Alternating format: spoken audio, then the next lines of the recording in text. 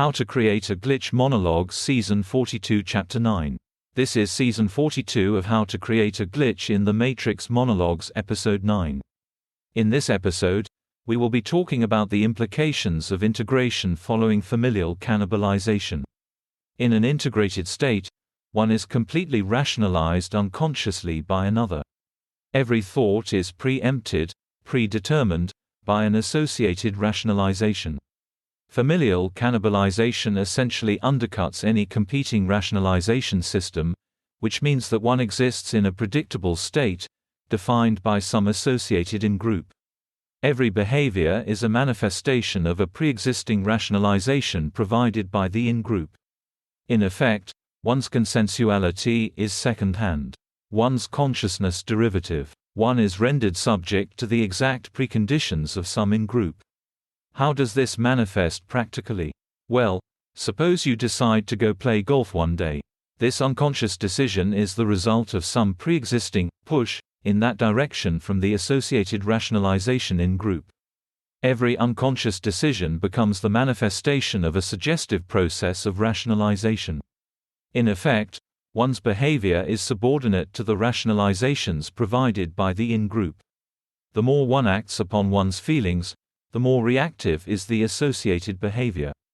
Now, integration also means that any internal thoughts are immediately reacted to internally by those within the cannibalization group. Essentially, what this means is that their consciousnesses intrude upon the seclusion of your internal mind. In effect, in a fully integrated state, one has no true consensuality, since one's unconscious consent is ultimately determined by the rationalizations provided by the in-group. This most commonly happens as a consequence of familial cannibalization and subordinate to some familial hierarchy, such that one meets the expectations of those higher in the hierarchy as designated by the in-group. In effect, you can imagine such a familial group as a static hierarchy, with each lower member meeting the higher's expectations as far as rationalizations of behavior. If the expectation of those above you is that you will behave in a certain way, then those rationalizations are reinforced both at the moment of inception and afterwards. Familial cannibalization also produces, through the 9 dialogues of the 9 plates, a corresponding capacity for planning, which is subservient to the rationalizations provided by the in-group. In other words, we assume that our ability to plan our behavior and organize our thoughts is a manifestation of an internal process. This is wrong. It is actually the result of the integration of the 9 dialogues with respect to each familial system member. In the dialogues, through the rationalizations provided, we develop the ability to manage our behavior and plan accordingly to obtain objectives. In other words, our ability to plan and execute goal-directed actions is managed by the in-group, who ultimately determines those goals according to the rationalizations, expectations, provided. Let me give you an example. Suppose you're 18 and you decide you want to become an obstetrician after having a conversation with a family member. You are integrated, which means that that family member intrudes upon your consensuality periodically, to encourage you when you are taking steps to pursue that goal, and discourage you when you are not meeting them.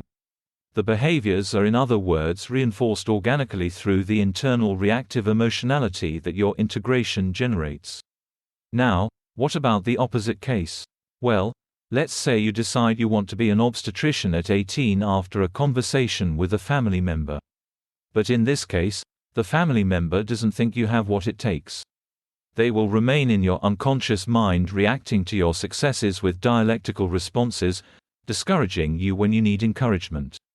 All of this happens organically through the integration process. In other words, the 9 dialogues manage our ability to plan and execute goal-directed actions both through direct encounters and through reactive emotionality generated in the context of integration. Now, gradually as we attain recognition of these rationalizations within our community, the reinforcement provided by the familial group is supplanted by external reinforcement through friends and colleagues. That's the end of the podcast for today. If you enjoyed it, please like, comment and subscribe.